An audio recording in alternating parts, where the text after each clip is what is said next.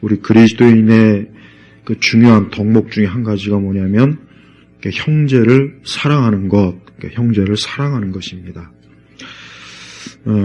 지금은 뭐 여러분이 알다시피 지금은 뭐 언론에서도 그렇고 이 모든 문화가 그렇고 서로를 미워하고 죽이고 이 파괴하는 이게 지금 우리가 살고 이 세상이 두드러진 특징이에요. 물론 뭐 그 전에도 그렇고 예전에도 그랬지만 지금은 이제 이런 것들을 아주 노골적으로 미워하고 증오하고 죽이고 이게 특징이에요. 이게 원래 이 세상의 특징이고 이게 본성적으로 악인의 특징이 뭐냐? 이 미워하고 증오하고 복수하고 특히 복수.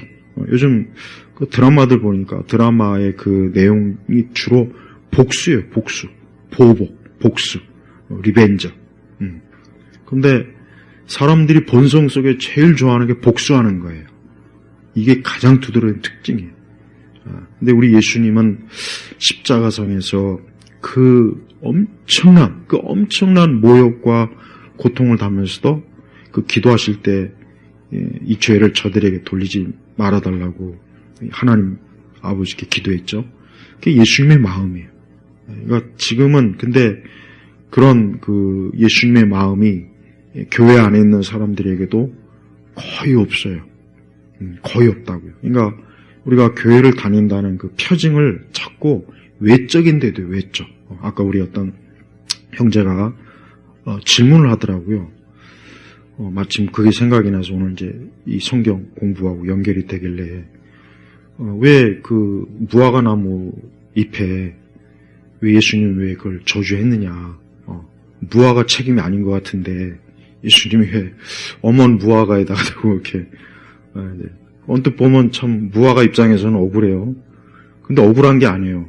왜냐하면 무화과는 열매는 잎이 열리면 열매가 몇 개 돼 있거든요. 그러니까 그 무화과가 이상한 거예요, 그놈이. 그게 잘못된 거라고, 그게. 그 무화과 놈이 왜, 없으려면 다 없애야지, 왜 입만 무성해가지고, 그 예수님한테 조주나 받고. 우리 기독교라고 하는 게 그래요. 뭐, 겉으로 멋있게 예배당 딱 짓고, 뭐, 시설, 아주 시설 돈 많이 쳐 발라가지고, 멋있게 건물 짓고 의자도 멋있게 강대상도 아주 화려하고 주차장도 멋있게 하고 뭐 화려하죠 뭐. 강남에 있는 여러분들 교회 가보세요. 진짜 화려합니다. 그런데 그 안에서 이렇게 예배를 드리고 뭐 기도를 한다 뭐 한다 하는 사람들이 오늘 말한 것처럼 같은 마음을 품고 서로 동정하며 형제 사랑하고 불쌍히 겸손하지 않으면 그게 바로 무화과 잎이라는 거예요. 그게 바로 무화과 잎이 다른 게 아니에요. 그러니까 우리 세대 기독교는 무화과 그 잎을 어떻게 하든지 무화과 잎을 많이 치장해서 사람들로 감탄을 불러일으키고 멋있다, 화려하다, 거대하다 뭔가 그런 거를 보여주려고 애를 써요.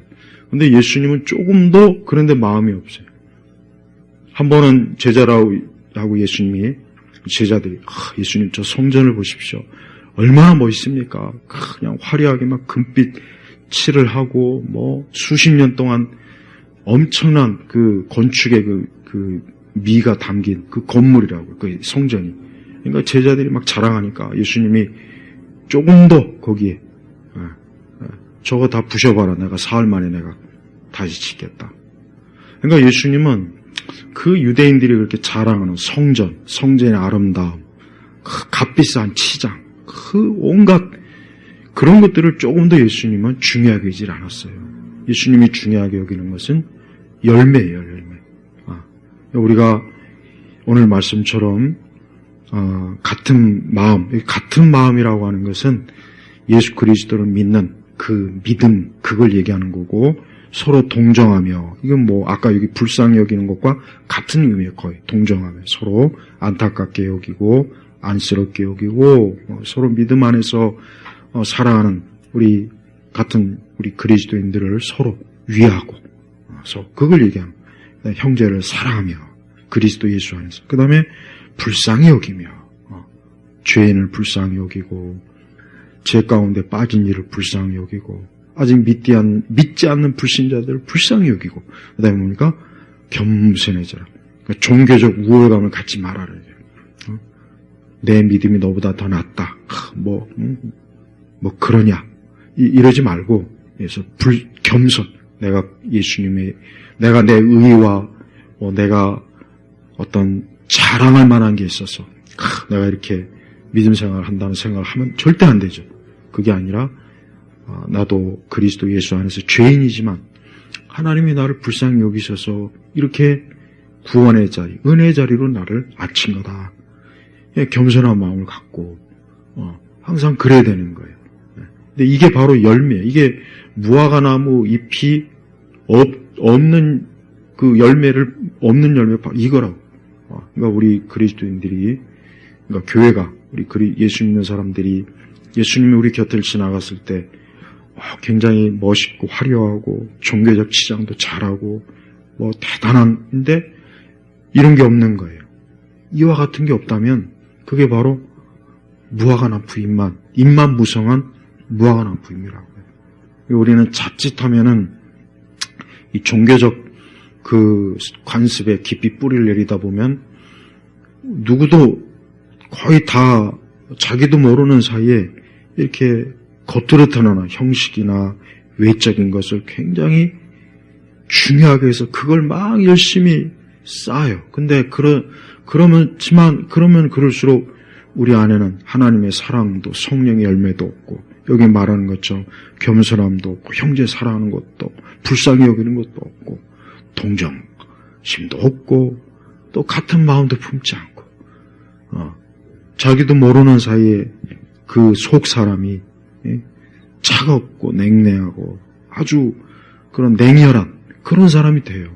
복수하고 보복하고 증오심 갖고 그 사람은 그거는 하나님의 사람이 아니에요. 그 사람 지옥 마귀의 자식이에요. 그게 바로 지옥 갈 사람의 모습이에요. 그러니까 우리 성도들은 지금 유난히 이 세상이 이와 반대되는 서로 죽이고 복수하고 미워하고 교만하고 그러니까 이런 게 특징이라고요. 또 이렇게 해야 이 세상을 또 잘 살아나갈 수 있다. 이제 그렇게 가르치는 세대이기 때문에 우리 성도들로서는 참 살기가 어려워요. 이러한 사람들이 아니라 이와 반대되는 성향을 가진 사람들이 내 직장의 동료나 심지어 가족이나 이웃이나 내 주변에 그런 사람들이 둘러싸여 있을 때 얼마나 이게 살기가 힘듭니까? 힘들죠. 그러니까 그것도 고난이에요. 그것도 고난이라고. 그러니까 우리 믿음의 사람들은 그러한 것들을 잘 분별해서 내가 그리스도 예수 안에서 어떠한 열매를 맺어야 되겠는가. 그러니까 무화과나무 잎이 굉장히 무성해서 멀리서 보니까 저긴 열매도 많겠구나. 근데 막상 예수님 가보니까 열매는커녕 하나도 없고 잎만 그냥 막 번성하니까 예수님이 저주를 내리고 나중에 보니까 진짜 말라 비틀어서 죽었다. 마찬가지예요.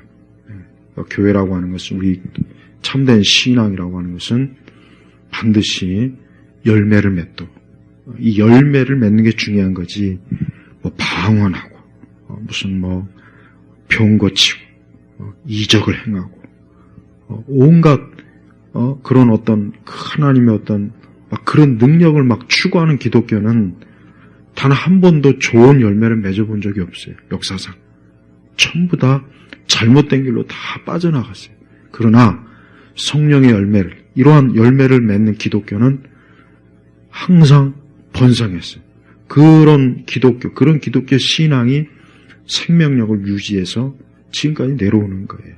우리가 입만 무성한 사람이 그런 그 외적인 것만 잘 꾸미려고 하지 말고 우리 주님께서 우리를 보실 때 우리 안에 같은 마음 서로 예수님을 믿는 그 같은 믿음 그런 마음 또 서로 동정, 서로 안타깝게 긍휼히 여기는 이런 마음, 정이 있고, 형제를 사랑하며 미워하지 말고 또 불쌍히 여기고 또 겸손하고, 이게 있어야 우리 주님이 보실 때 네가 열매가 참 많구나, 예수님이 기뻐하시고 귀하게 여기시는 거예요.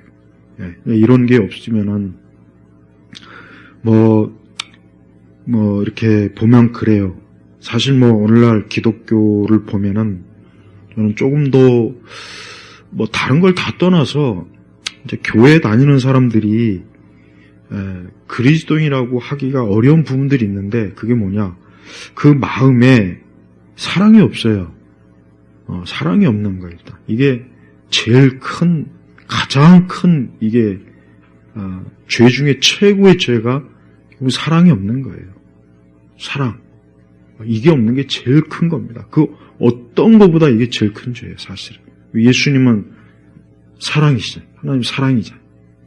우리 같은, 우리 죄인들을 위해서, 예수님이 그, 흠도 없고 점도 없는 그 순결하신 예수님이 고난당하시고, 핍박당하고, 욕을 먹고, 그 죽음의 그 엄청난 고통을 예수님이 담당하셨는데, 그게 사랑이라고, 사랑. 근데 정작 그런 사랑을 맨날 찾고 부르고 입었다는 사람들이 그런 예수님의 사랑이 없어요.